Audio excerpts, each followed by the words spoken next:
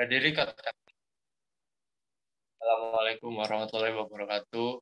Kami dari kelompok 2 KWU ingin mempresentasikan hasil kerja kelompok kami yang berjudul Aspek Pemasaran dalam Usaha.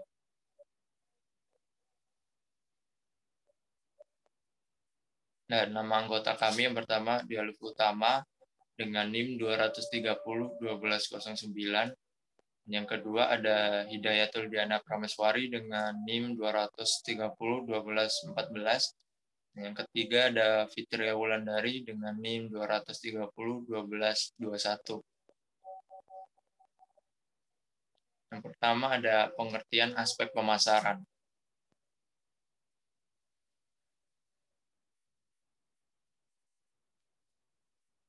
Aspek pemasaran dalam kewirausahaan merupakan suatu hal yang penting dalam perusahaan untuk memetakan suatu pasar.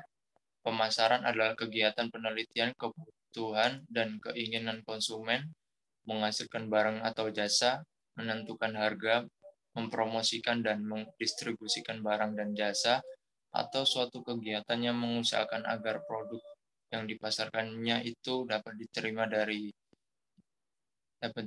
dan disenangi oleh pasar. Aspek pemasaran adalah suatu hal yang digunakan untuk mengetahui kebutuhan atau keinginan produk yang dibuat oleh perusahaan. Dengan begitu, Anda dapat menjual produk Anda. Selanjutnya akan dibacakan oleh Mbak Diana. Yang kedua, ada aspek pemasaran dalam usaha. Ada beberapa aspek pemasaran yang bisa membantu suksesnya proses berwirausaha yang perlu diketahui diantaranya yaitu sebagai berikut. Yang pertama yaitu rencana pemasaran atau marketing plan. Untuk menyusun marketing plan, maka perlu dijawab 3 pertanyaan berikut. Yang pertama, where have I been? Yang dua, where do we want to go? Yang ketiga, how do we get there? Pertanyaan di atas perlu diidentifikasi dan dijawab dari mana kita berangkat. Untuk itu harus diperhatikan latar belakang perusahaan, kekuatan dan kelemahan perusahaan, bagaimana keadaan persaingan, serta bagaimana peluang dan kendala yang dihadapi. Kemudian kemana arah yang dituju. Di sini perlu ditetapkan sasaran marketing untuk masa yang akan datang. Yang kedua ada menyusun marketing plan. Ada analisis situasi atau SWOT. Analisis SWOT adalah metode perencanaan strategis yang digunakan untuk mengevaluasi kekuatan atau strengths, kelemahan atau weakness, peluang atau opportunities, dan ancaman atau threats dalam suatu spekulasi bisnis. Lalu ada konsep AIDA plus S. Di dalam setiap kegiatan bisnis harus diusahakan agar wirausahawan memperhatikan konsep AIDA plus S. AIDA plus S merupakan singkatan dari A yaitu intention, I yaitu interest, D yaitu desire, A yaitu action, dan S yaitu satisfaction. Konsep ini berlaku untuk setiap kegiatan yang dilaksanakan oleh bisnis yang dapat menarik hati konsumen atau langganan. Misalnya, kegiatan membuat suatu produk yang memuaskan konsumen, kegiatan melayani konsumen pada sebuah pertokoan, atau kegiatan-kegiatan lainnya.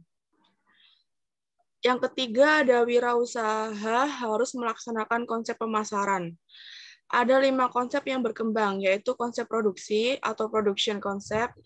Yang kedua ada konsep produk, yaitu atau produk konsep. Yang ketiga ada konsep penjualan atau selling konsep. Lalu ada konsep pemasaran atau marketing konsep, dan ada konsep sosial atau societal konsep. Yang keempat, ada strategi pemasaran.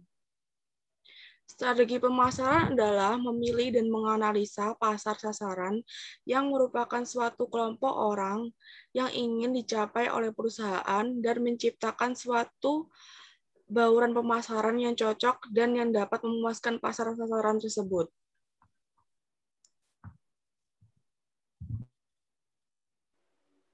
Tiga, tujuan aspek pemasaran.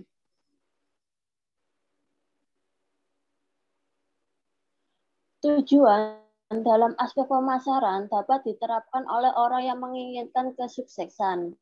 Dalam aspek ini, perusahaan dapat memasarkan produk dan membuat ketertarikan konsumen atas barang yang kita pasarkan. Tujuan aspek pemasaran bisa meningkatkan penjualan dan laba dalam berbisnis, menguasai atau menganalisa pasar dan lainnya. Tetapi, aspek pemasaran butuh strategi pemasaran untuk mendapatkan hasil yang lebih memuaskan dibandingkan tidak memakai strategi pemasaran. 4. Segmentasi pasar. Segmentasi pasar adalah sebuah proses yang digunakan dalam dunia bisnis. Isinya berupa produk yang memiliki ciri atau karakter, kesamaan, kemiripan, minat, dan lainnya untuk dijadikan kriteria untuk mengembangkan pemasaran, iklan, dan penjualan. Aspek dari proses pemasaran yang menyangkut perpindahan barang-barang ke tempat di mana mereka dibutuhkan merupakan aspek fisik. Sedangkan aspek non-fisik diartikan bahwa para penjual harus mengetahui apa saja yang diinginkan oleh para konsumen dan konsumen harus juga mengetahui apa saja yang dijual. Untuk melakukan segmentasi pasar, harus melakukan 1. Promosi, 2. Menganalisa pesaing, 3. Melihat kondisi atau situasi pasar.